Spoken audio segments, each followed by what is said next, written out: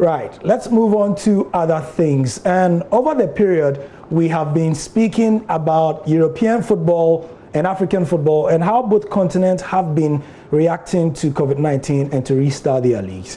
We've left out one influential continent, that has been South America. Today, we'll rectify that error. Now, to remind ourselves, South America is governed by CONMEBOL, and as good as they are, there are only 10 countries in South America's governing body. Argentina, Bolivia, Brazil, Chile, Colombia are the 5 to begin with, and then Ecuador, Paraguay, Peru, Uruguay, and Venezuela. Only 10 countries, but they cause so much trouble in the world of football. So the question is, how have they been dealing with the coronavirus, and how do they look to return like the rest of the world? To give us some perspective on that is South American football analyst Ralph Hanna. Thank you very much for your time, Ralph. Hey, Gary. Thanks. Yeah, it's been good having you and speaking to you off air. But first of all, can you give us some insight as to how things have been going on the South American side of things? Yeah, for sure. I mean, South America has been hit by this pandemic just like the rest of the world. It took its time to travel west, so around the same time as the US, the South American countries began closing borders and implementing quarantines and lockdowns. And of course, that stopped all professional sports in the region for now. In some countries, they're coming to what would be maybe the peak of the curve, so places like Brazil, whereas in other countries that have maybe managed the situation better, like Paraguay and Uruguay, the cases are beginning to go down and they're slowly returning to normal life. Great. So now my next question will be that, I mean, we've seen many leagues around the world looking for a restart. Is that the situation in South America?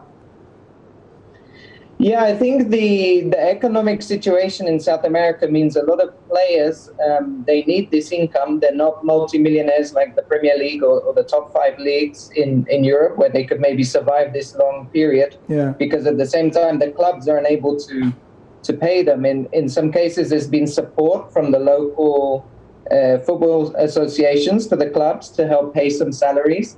Yesterday or 2 days ago, CONMEBOL announced they were going to give, I think it's something like $14 million to the different federations, so they can also help support some of the salary payments. Okay. But from a player's side, in somewhere like Brazil, which has been very badly hit, they did a survey of the players in Sao Paulo, and 62% said they wanted to return to play football because of financial needs.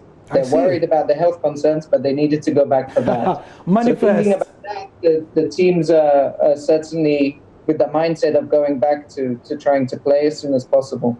Nice one. My final question to you, Ralph, is we've seen in the big European leagues that broadcasting money and broadcasting power is pushing the agenda for football to restart as against health concerns. Is it the same situation in South America also?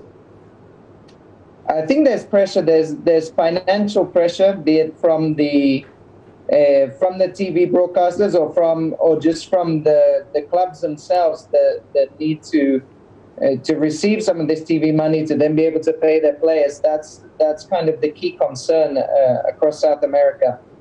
CONMEBOL came out with some ideas yesterday of how they think the players should take part in the kind of new normal post-pandemic world, but it might not really be practical. There's things like the players will be fined if they spit on the pitch. Yeah. The captains aren't allowed to swap anything pre-game. Players can't change shirts. They want everybody to use their own water bottles. So CONMEBOL is obviously from their end trying to get the leagues in a position where they restart, because there's also pressure on CONMEBOL, the federation, for the Copa Libertadores, which has huge sponsorship and TV rights. So that pressure is definitely there, and they're trying to find ways around it, but it's going to be very complicated, I think, especially until all 10 countries have got past the curve and the peak of the cases. Nice one. Ralph Hanna, thank you for your time. We appreciate you joining us from Miami. Thanks, Gary. Yeah.